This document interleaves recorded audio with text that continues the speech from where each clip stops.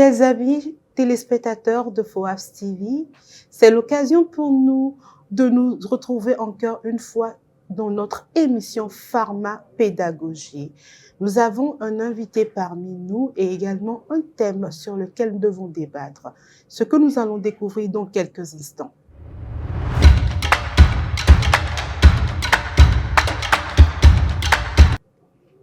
Le thème qui fait objet de notre discussion ce soir sur ce plateau est médicaments de qualité inférieure et falsifiés, dispositions de contrôle de qualité. Et nous avons un invité parmi nous. Il s'agit de Dr So Mohamedou, qui est directeur général de la Teranga Pharma. Dr So, vous êtes le bienvenu. Bonjour Lily, merci pour votre invitation et toutes mes salutations à la population togolaise et tous les téléspectateurs qui suivent notre émission. Et nous pensons que les minutes que nous allons passer seront utiles pour tous ceux qui vont le suivre. Merci infiniment de votre présence sur ce plateau. Nous parlons aujourd'hui de médicaments de qualité inférieure et falsifiés. Qu'est-ce qu'on entend par ce vocable? Alors, médicaments de qualité inférieure et falsifiés, ou bien des produits donc, de qualité inférieure et falsifiés. Il faut comprendre d'abord qu'est-ce que c'est qu'un médicament de qualité. Pour pouvoir comprendre ce qu'est un médicament de qualité inférieure. Un médicament a trois piliers. Et les trois piliers, c'est ce qu'on appelle, le premier, c'est ce qu'on appelle la qualité requise. Le deuxième, c'est ce qu'on appelle l'efficacité. Et le troisième, la sécurité ou l'innocuité. Il faudrait que les trois piliers soient présents à près de 90-95% pour qu'on parle de médicaments de qualité. Maintenant, la qualité, on parle de qualité requise. Vous savez, quand vous, en tant que consommateur, vous achetez votre téléphone portable, vous avez vous-même des critères pour apprécier la qualité du portable que vous voulez. Et si vous ne retrouvez pas ces critères, vous serez insatisfait. Donc, vous avez la main pour choisir, mais pour dire s'il est bon ou pas. Mais par contre, pour le médicament, ce n'est pas le cas. Pourquoi? Parce que le médicament, ce qui détermine la qualité, ce n'est pas visible. Ce qui détermine la qualité, c'est quatre choses. La première, c'est ce qu'on appelle l'identité de la molécule. Par exemple, lorsque vous savez ce qu'on appelle le paracétamol, qui est dans un comprimé, il faut prouver au laboratoire de contrôle qualité que c'est exactement le paracétamol qui est dedans. Donc, l'identité. Vérifier que c'est bien ce qui est écrit et dedans. Le deuxième élément à vérifier, c'est ce qu'on appelle le dosage. C'est 500 mg. Lorsqu'on va au labo, on doit retrouver 500 mg. Le troisième élément, c'est quoi? C'est ce qu'on appelle l'absence d'autres réactifs. C'est-à-dire qu'il ne faut pas qu'il y ait de corps étrangers différents de ce qui est écrit sur la boîte. Et enfin, quatrième élément à vérifier au laboratoire, c'est ce qu'on appelle les excipients. Les excipients, ce ne sont pas des principes actifs, c'est des éléments qui accompagnent le principe actif. Le principe actif, c'est la molécule qui soigne. Donc, dans le cas du paracétamol, c'est le paracétamol qui est donc le principe actif, mais pour pouvoir le prendre et pouvoir l'amener à rentrer dans le corps et vous soigner, donc c'est les excipients qui vont l'aider à traverser les barrières, notamment les acides. Donc, c'est ça la qualité requise. Maintenant, si vous avez un médicament, on écrit sur la boîte 500 mg. Et qu'au niveau du dosage au laboratoire, on retrouve 250 mg ou 300 mg, c'est une qualité inférieure. Maintenant, ça devient falsifié lorsque nous ne retrouvons pas du paracétamol. Par exemple, c'est 0. On a dit qu'il y a 500 mg et il n'y a rien. Et bien également, on retrouve également des corps étrangers. Il est souvent fréquent pour les médicaments donc de qualité inférieure falsifiés qu'on retrouve des éléments autres que ce qui est écrit. Je vous donne l'exemple. L'année dernière, vous avez entendu cette catastrophe sanitaire qui s'est déroulée en Gambie. Des dizaines de Gambiens, de petits Gambiens qui ont perdu la vie parce qu'ils ont consommé un sirop. Et ce sirop contenait des éléments qu'on retrouvait dans la peinture. Vous voyez? Ouais. Donc, Un autre exemple, il y a eu, il y a quelques années, dans un marché, dans un pays que je ne vais pas citer, bien entendu, on a écrit de l'amoxicilline pour traiter une infection. Mais lorsqu'on est parti au laboratoire, nous avons retrouvé de la poudre de maïs. Vous voyez que donc, les contrefacteurs, c'est des criminels. Oui. Ils sont prêts à tout pour gagner de l'argent. Et donc, il est important donc, de pouvoir identifier ces médicaments de qualité inférieure et falsifiés et de pouvoir également disposer de tous les instruments qu'il faut pour pouvoir les détecter et de rendre impossible l'arrivée de ces médicaments des PQIF au niveau des consommateurs. Merci infiniment d'avoir éclairé notre long terme parce qu'aujourd'hui, en Afrique, il y a une prolifération de ces médicaments falsifiés sur le marché. Et donc, est-ce qu'il y a des statistiques que vous avez à nous donner? Oui. Vous savez, d'abord, il faut comprendre une chose. Lorsqu'on est dans le cadre de médicaments falsifiés, c'est ce qu'on appelle l'économie souterraine. Quand on parle de l'économie souterraine, ça signifie qu'on n'a pas toujours les éléments précis. Mais il y a des évaluations qui ont été faites. Et ces évaluations, je vais vous donner, il est évalué dans le monde que 15% du marché mondial à 20%, c'est des médicaments de qualité inférieure et falsifiés, s'élève à 50, voire 60, 70 milliards de dollars. Donc, ça fait près de 700 000 milliards de CFA. Alors, mais malheureusement pour nous Africains, la grande majorité de ces médicaments se retrouvent en Afrique. Pourquoi? Parce que nous n'avons pas suffisamment de barrières techniques et humaines, des compétences humaines, matérielles et techniques pour pouvoir empêcher l'introduction. Mais surtout également, c'est que les contrefacteurs savent que dans nos pays, il y a des dispositions législatives et réglementaires qui sont présentes mais qui ne sont pas appliquées. Ce qui fait que quand vous faites le commerce des médicaments de qualité inférieure, vous risquez moins votre vie et vous gagnez plus d'argent que par rapport à un vendeur de drogue. Quelqu'un qui vend du cocaïne, il peut avoir 10 ans de prison. Mais quelqu'un qui vend de mauvais médicaments, au maximum, il a 6 mois de prison. Et il va gagner 10 fois plus que le vendeur de cocaïne. Mais c'est catastrophique, c'est dommage. Absolument. C'est très dommageable. Mais c'est tuer la population. Oui. Et on compte sur l'Afrique, si je ne me trompe pas, près de 2 millions de morts en Afrique dû aux médicaments de qualité inférieure, nonobstant encore les autres points, l'impact négatif sur la santé publique. Je pense qu'on y reviendra tout à l'heure. Alors, quels sont les impacts de ces médicaments sur la santé individuelle et sur la santé publique? Alors, je vous ai parlé tout à l'heure, par exemple, de l'amoxicilline. Oui. Sur une boîte que quand vous consommez votre amoxicilline, vous avez une infection, vous pensez vous traiter. Donc, ça signifie quoi? Ça signifie que c'est une inefficacité thérapeutique. Vous n'allez pas vous soigner. Et quand vous ne vous soignez pas, qu'est-ce qui va se passer? C'est une complication de votre infection. Mais quand ça se complique, ça signifie également que le coût du soin sera multiplié par 4 ou 5.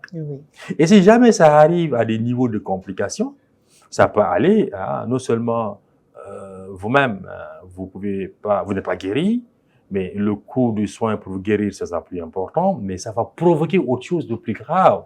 C'est ce qu'on appelle l'antibiorésistance. Qu'est-ce que ça signifie? C'est que les microbes, les bactéries, ils sont des pathogènes. Donc, ils sont responsables des maladies. Mais ils sont très intelligents. Lorsqu'on apporte des médicaments, ils vont reconnaître les médicaments. Et ils vont provoquer, ils vont créer des armes pour ne pas être tués. Et lorsqu'on a des médicaments de qualité inférieure, surtout le dosage est bas, ça permet aux microbes d'identifier et de se préparer pour combattre. Ce qui fait que plus tard, beaucoup d'antibiotiques ne seront plus efficaces. Et ce sera la catastrophe. Les chiffres les études qui ont été faites en matière d'antibiorésistance, si d'ici 2050 en Afrique, rien n'est fait, on aura au moins 10 millions de morts par année. Mais non. C'est une catastrophe programmée. Par contre, il est possible de changer la donne. Comment changer la donne? Si les autorités, il faudrait que ce soit une lutte collégiale et globale. D'abord, au niveau institutionnel, ça signifie quoi? Au niveau des pays, il faut avoir des lois qui sanctionnent sévèrement ces criminels. Ça signifie quoi? Il ne faut pas qu'il y ait des prisons à 6 mois, mais il faut des prisons à de 10 à 20 ans. Si quelqu'un sait que quand il va faire un tel crime, c'est 10 ans ou 20 ans qu'il attend, dans ce cas-là, il va réfléchir 2 fois avant de venir. Ah oui. L'autre élément qui est important pour la direction, c'est-à-dire les médicaments rentrent par la voie aérienne, maritime ou terrestre. Donc, il faut doter les douaniers de moyens techniques et technologiques pour détecter ces produits. Et une fois que c'est détecté également, qu'il y ait des laboratoires de référence qui permettent de contrôler efficacement donc, les produits de bonne qualité et les mauvais produits. Mais surtout, élément important également, parce qu'en Afrique, on vous dit, non, les médicaments sont chers. C'est une perception, c'est faux. Aujourd'hui, dans les pharmacies, dans les officines, vous retrouvez ce qu'on appelle le conditionnement hospitalier. On vend par plaquette. C'est pour diminuer le prix. Oui. Donc, il est important que ceux qui fréquentent les marchés où on vend du poison sachent que le bon produit, il est sur le circuit officiel, mais il faut protéger le circuit officiel également. Oui. Donc, cela signifie également quoi? Cela signifie qu'il faut une bonne sensibilisation des populations pour qu'ils sachent que le fait d'acheter un médicament dans la rue, non seulement vous n'allez pas vous soigner, mais vous aggravez votre situation et plus grave encore, vous déstructurez la santé des populations. Et le niveau de mortalité, je vous ai parlé par exemple, au niveau de l'Afrique, les 10 dernières années, il y a eu plus de 4 millions de morts du palu parce qu'on a administré des mauvais médicaments de palu à des gens. Je ne vais pas citer également un nom, mais je pense qu'il y a un pays qui est très proche du Togo, qui ont consommé des vaccins, ils pensaient à consommer des vaccins, or on les a administrés de l'eau. Oh non. Vous voyez? Donc, il faut que les populations, les gouvernements démontrent leur détermination à lutter contre ces délinquants. Et même, je dirais, contre ces criminels. Ouais. Parlons de lutte contre les médicaments de qualité inférieure et falsifiés. Alors, quel devrait être le rôle du gouvernement, de la population, même des organisations de la société civile? Y a-t-il même des réglementations? Alors, selon les pays au niveau de l'Afrique de l'Ouest, les législations diffèrent. Je vous donne le cas de mon pays au Sénégal. C'est en 2023 qu'on a changé la loi. Mais avant, quand vous faites cette activité criminelle, vous avez 6 mois et maximum 500 000 francs d'amende. Or, il y a 1 an et demi, on a retrouvé un commerçant qui avait 2 camions d'une valeur de 1,3 milliard. Et quand il est en prison, il va payer 500 000 francs, 6 mois, il s'en va, il récupère 1,3 million. Vous voyez? Donc, il faut la législation, mais il faut appliquer, il faut criminaliser, que les gens cessent de vendre. Deuxième chose qu'il faut, on a identifié dans nos pays des places publiques où on vend les mauvais médicaments. Il faudrait que le gouvernement puisse amener les forces de sécurité et de défense pour pouvoir éradiquer cela. Mais également, comme je vous l'ai dit, il faut une sensibilisation, une communication comme ce que nous faisons aujourd'hui au niveau des médias publics, des médias privés, au niveau des réseaux sociaux pour faire comprendre aux populations que la santé, ça ne se négocie pas. On ne vendange pas son corps. Le fait de pouvoir consommer ces produits, c'est moi ce que j'appelle une auto-agression. Parce que volontairement, on prend un poison qu'on ingère et ce poison-là n'a autre chose que la mort au pire. Mais, comme je vous dis, cette lutte également, une chose qui est importante, il faudrait que, à la source, il faut étouffer les sources d'approvisionnement. Nous savons les pays où on sait ces produits. Aujourd'hui, dans nos pays, dans le nucléaire, vous avez ce qu'on appelle l'agence de réglementation. À chaque fois où on produit du nucléaire, on empêche à un pays d'avoir les armes nucléaires.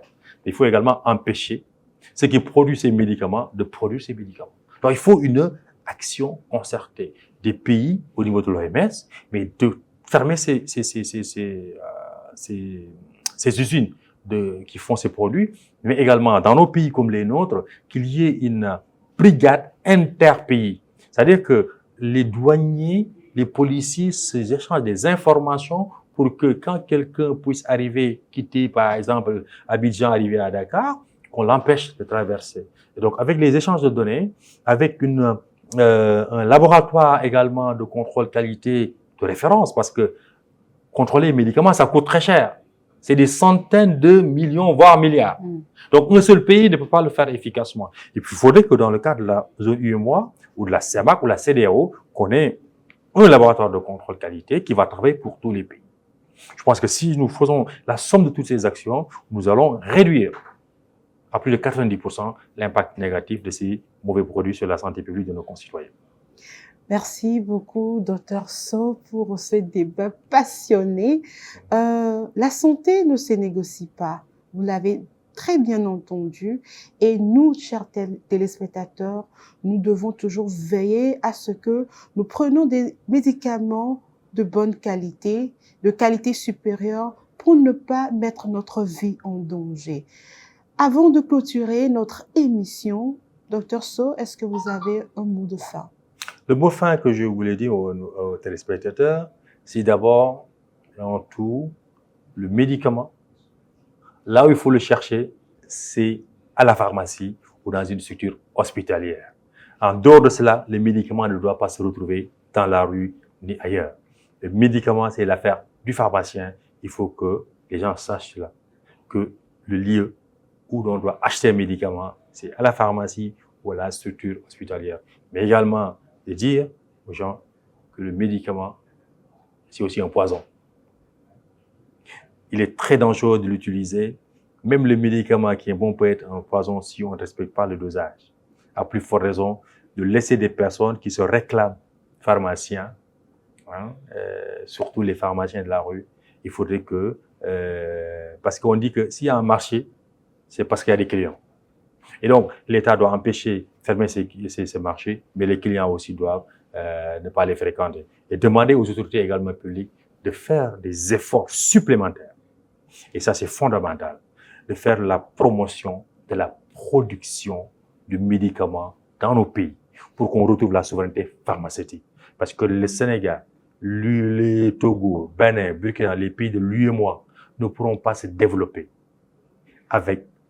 si on confie notre santé à des étrangers. Il nous faut prendre le destin pharmaceutique des Africains subsahariens. Et cela, c'est d'abord les politiques publiques, mais surtout également, c'est les consommateurs. Que les consommateurs africains consomment ce qui est produit chez eux et comme ça, nous pourrons assurer notre développement endogène. Je vous remercie. Merci d'être passé ici au studio de FOAPS TV.